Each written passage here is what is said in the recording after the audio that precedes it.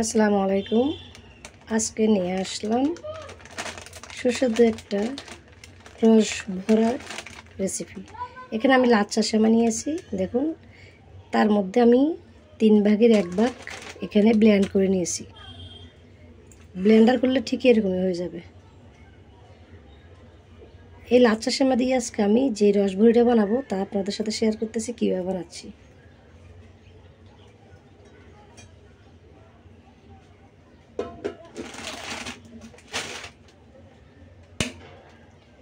প্রথমে লাগবে আমার 2টা ডিম,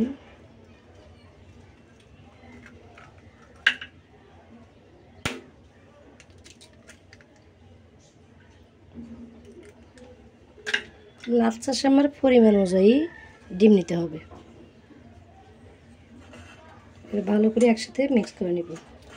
দেখুন, ডিম 2টা দিয়ে দেওয়ার পরও এভাবে চাকা চাকা হয়ে গেছে। তাহলে আমাকে এখানে আরও একটা ডিম দিতে হবে। সেমাই কারণ ফুলতে ফুলতে সেমাইটা এরকম টাইট হয়ে যাবে। তো আপনাকে বুঝে নিতে হবে কেমন লাগবে। আপনি দেখতে থাকুন আমি কিভাবে করতেছি।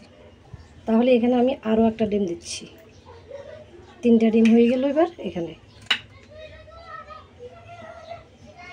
ভালো করে মিক্স করে নিতে হবে। এবার আমি এখানে হালকা একটু দুধ দিয়ে দিচ্ছি। আমি হাত দিয়ে ভালো করে এভাবে মেখে দিচ্ছি। মাখার পর ঠিক এরকম একটা ডো হবে সেমাইগুলা। পিঠাটা বানিয়ে আমাকে শিরা দিতে হবে। তাহলে শিরাটা আমি দুধ দিয়ে এভাবে বানাতে হবে। এখানে তরল দুধ নিয়েছি আমি 1 কেজিকে ঘন করে এভাবে আধা কেজির মতো করে নিয়েছি। দিয়ে দিবে এখানে এলাচের গুঁড়ি, দিবে পরিমাণ মতো চিনি। এবার এগুলোকে সবগুলো একসাথে চুলায় জাল করে নিব। চুলায় আমি সয়াবিন তেল দিয়ে দিলাম লাচ্ছা সেমাইয়ের রস ভরি বানানোর জন্য। এরকম হালকা হালকা গরম হয়ে আসবে তখন আমি এভাবে দিয়ে দিচ্ছি তেলের মধ্যে। পিঠাটা যখন ফুলে ফুলে আসবে তাহলে এভাবে একটু নাড়াচাড়া করে উল্টে দিতে হবে। হালকা চুলার আছে কিন্তু পিঠাগুলো ভাজতে হবে। ফুলে ফুলে আসলে এগুলো ভিতর পর্যন্ত হয়ে যায়, বেশিক্ষণ রাখা লাগবে না। আমি এখান থেকে তেল থেকে তুলে সাথে সাথে ওখানে যে দুধের শিরা বানিয়ে রাখছি তার মধ্যে চুবিয়ে দিব। এই যে আমি সাথে সাথে তুলে এভাবে দুধের শিরার মধ্যে চুবিয়ে দিচ্ছি। উপরে কিছুটা জাফরান দিয়ে আমি চুলার উপরে একটু জাল দিয়ে নিচ্ছি। চুলাটা অফ করে দিলাম।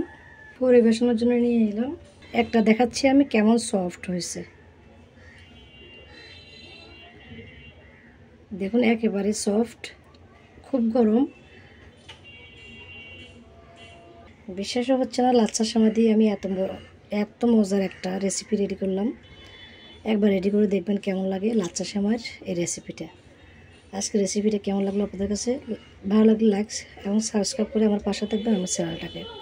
আজকের মতো এখানে শেষ করে বিদায় নিচ্ছি। সবাই ভালো থাকবেন। আল্লাহ হাফেজ।